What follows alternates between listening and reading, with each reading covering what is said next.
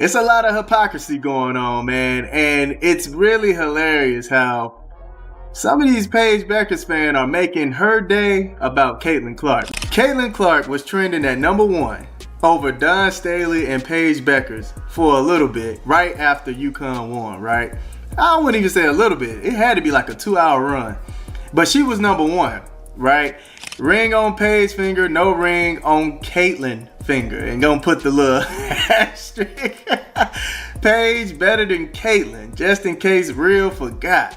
We counting rings here. And some of the same people who didn't want people comparing Caitlin Clark to Paige and Juju, they're doing the same thing, man. It's really ridiculous. It's really ridiculous, man. They couldn't even allow Paige Bueckers to have her day. What if I told you Paige Bueckers just won a national championship and fans still can't stop talking about Caitlin Clark? On April 6, 2025, Bueckers and the UConn Huskies crushed South Carolina 82-59 to claim the NCAA title, capping an epic comeback tale that had everyone buzzing. After an ACL tear wiped out her entire junior year, Paige fought back to lead her team to glory, standing tall amid confetti with a trophy that said it all. She'd made it. But minutes after the Nets came down, something wild happened. The internet lit up, not just with UConn's win, but with a debate that's got everyone picking sides. Did Paige just steal Caitlin Clark's crown as women's basketball's ultimate star, or is this all a bunch of hot air? The UConn Huskies defeated South Carolina 82-59 to win the national championship. Now, this is the 12th national title under Coach Geno Auriemma. This UConn team was kind of a prime example of peaking at the right moment because for the past 2 months, they have been absolutely unstoppable. Let's rewind to that championship night. UConn didn't just win, they dominated. Paige dropped 17 points in the final, cool as ever, while freshman sensation Sarah Strong erupted for 24 points and 15 rebounds. Azzi Fudd, another comeback kid, added 24 of her own and snagged Most Outstanding Player honors. This was Geno Auriemma's 12th title, a legacy that feels straight out of a myth. The Huskies were unstoppable, peaking at the perfect moment after 2 months of pure fire. They breezed through the tournament, no close calls, no drama, just a statement win that left South Carolina, the defending champs, in the dust. But here's where it gets crazy. The scoreboard said one thing, but the TV ratings? They screamed something else entirely. This is the biggest big three, the most talented big three that I can remember in recent history. And these three just coming together, obviously with the role players around them, they have just looked like a well-oiled machine. They breezed through the tournament. I don't know if there was any close game that they had during this tournament, including the national championship game. Picture this. Last year, Caitlin Clark's final college game against South Carolina pulled in 18.9 million viewers. That's the most watched women's college game ever, hands down. Rewind a bit further. The 2024 Final Four showdown between Iowa and UConn, 14.2 million tuned in. Now fast forward to 2025, UConn versus UCLA in the semis, 4.1 million. South Carolina versus Texas, 3.6 million. And that title game everyone hyped up, just 8.5 million. Sure, it's still the third biggest final ever, and honestly, that's better than some expected. But let's do the math. Over 10 million viewers who watched Clark in 2024 ghosted this year. That's not a dip, that's a free fall. So what's the deal? Was Clark really that big of a deal, or did Paige's moment just not hit the same? Paige balled out in the tournament, and before this national championship game, she had a 30-point game, a 40-point game, and then another 30-point game. And Paige ended off the game with 17 points in this national championship game, but she also landed third on most points in the NCAA tournament. So she ended with 477 points. Now, Caitlin Clark holds this record at 492 points in 17 games played. And then Shamika Holzclaw, she has 479 points in 22 games played, and Paige scored 477 points in 22 games played. So she's third on that list. She is in great company, and she had a fantastic tournament. Before you answer, let's talk Paige's tournament run, because it was unreal. She went off for 30 points in one game, then dropped a career-high 40 in the Sweet 16 against Oklahoma, and followed it with another 30 in the Elite 8. By the time the confetti fell, she'd racked up 477 career NCAA tournament points. That puts her third all-time, just 15 shy of Clark's record 492 and 2 behind Shamik Holdsclaw's 479. She's in elite company, no question, and her surgical precision on the court, efficiency like nobody else, had fans losing their minds. But while UConn popped champagne, a storm was brewing online that flipped the script on her big night. Paige has more rings than Caitlin Clark. I mean, made this whole day about Paige getting the ring over Caitlin Clark. It's crazy, man. Paige going out in a way that Caitlin couldn't. A national champion. That's the separator behind their legendary careers. Let's effing go.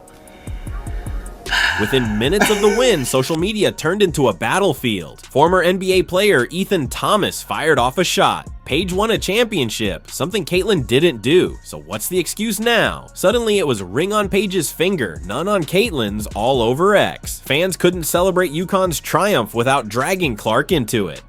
Paige went out a champ, Clark couldn't, they crowed. More rings than Caitlin, case closed. It spread like wildfire. Her shining moment morphed into a referendum on a rivalry she didn't even start. The speed of it was insane. 1 second, we're watching a comeback queen hoist a trophy. The next, it's all about Caitlin tears. But was this fair, or just fans grasping at straws? Ring on Paige finger, but no ring on Caitlin finger. Ring on Paige finger, no ring on your finger, Caitlin. I mean, they made it all about Caitlin, bro. Paige Bueckers, more rings than Caitlin Clark. Hey, man, this is crazy work. At this point, I think Caitlin is Michael Jordan because everybody is chasing her legacy. At least that's what the fans are making it seem like. It's just crazy to me how ESPN don't have Caitlin Clark as one of the best players in college or women's basketball. But for some reason, every women's basketball player is supposedly chasing her legacy. Here's where it gets tricky. Paige and Caitlin, they're not the same. At UConn, Bueckers had a squad loaded with firepower. Sarah Strong, the #1 recruit in her class, turned heads all tournament. Azzy Fudd battled injuries but delivered when it counted. This was a balanced machine, pressure spread across a roster of studs. Clark's Iowa days, a whole different beast. She was the lone 5-star recruit carrying a team that leaned on her every night. Logo threes, dazzling passes. She was the show, often outshining her cast. Paige had a fruit basket of talent around her. Caitlin was the apple holding it all together. Their paths demanded different skills, different guts, and that's why this comparison feels off. Now you do have some Caitlin Clark fans getting on Twitter as well and calling them out. I never heard of people putting down certain players for winning a natty until Caitlin Clark didn't win. That's a fact. Paige won a ring, but every tweet I see is about Caitlin. Levels. Why y'all bringing up Caitlin? It's crazy, man. It's crazy. Like, I don't understand it, man. UConn won it all, and all my timeline shows is Caitlin tears. Man, y'all can't celebrate something in peace. But hold up, Clark herself wasn't feeding the fire. During the 2025 title game broadcast, she joined WNBA legends Sue Bird and Diana Taurasi and dropped pure class. Paige's poise and maturity, nothing phases her, she said. She scores on all 3 levels. She's going #1, won in the draft, no doubt. Caitlin gushed about how Bueckers would fit right into the pros, even joking the Dallas Wings should move games to a bigger arena for her draw. It was all love, no shade. 2 stars respecting each other while fans waged war. So why can't we just enjoy this instead of picking winners? Well, correct me if I'm wrong, but everybody keeps telling me that Paige Bueckers is going to move the needle in the WNBA in the same way that Caitlin Clark did. Well, maybe she will, but I know one thing. In college, nah, that needle ain't moving. That needle didn't shiver compared to Caitlin Clark. It wasn't the Caitlin Clark effect, but it was still pretty impressive. Look, I got to be honest. This 8.5 million viewers that they drew on Sunday, I'm not going to lie, that's more than I thought it would be. I mean, so I guess if we're going to give them any flowers, they drew a bigger rating than I thought they were going to. So there's that. which was the third most in tournament's history per ESPN, but it was a steep decline from last year's game and a slight drop from 2023's matchup. So 2023 and 2024 both whipped this particular game. Now let's tackle the big claim. Paige moves the needle more than Caitlin ever could. That's what some fans screamed right after UConn's win. They pointed to her ring, her comeback, her leadership, proof she's the real deal. But those viewership numbers, they're a gut punch to that argument. Clark's 2024 games weren't just big, they were cultural earthquakes. Her Final Four duel with Paige hit 14.2 million, over 3 times this year's semis. Her title game loss drew 10 million more than Paige's win. If moving the needle means eyeballs, Clark spun it off the dial. Paige's story is incredible, no denying that, but the data says Caitlin's pull was on another planet. The title game in 2024 brought in a record-setting 18.9 million viewers as fans watched Dawn Staley's South Carolina team complete an undefeated season and beat the Clark-led Iowa Hawkeyes 87-75.